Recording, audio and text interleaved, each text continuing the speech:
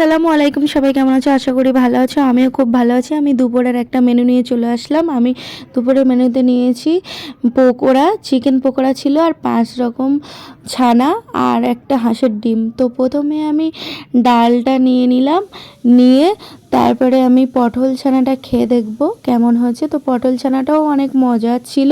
তারপরে আমি আলু ছানা খেয়ে দেখলাম। তারপরে এখানে হাঁসের ডিমটা একদম লাল লাল, মানে ডিমটাও তো অনেক মজার, সিদ্ধ ডিম। তারপরে আমি খেলাম ভেন্ডি ছানা।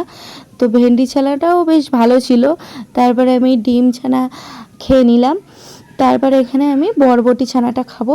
বরবটি ছানাটা তো আমার সব থেকে বেশি ভালো লেগেছে। যখন দেখবে সবজি খেতে ভালো লাগছে না, তখন এইভাবে সবজিগুলো দিয়েই ছানা করে নেবে, অনেক ভালো লাগবে আর সবাই তৃপ্তি করে খাবে। তো আমার খাওয়া এখানে প্রায় শেষ এসছে। তো ভিডিও ভালো লাগলে লাইক কমেন্ট করে আমার পাশে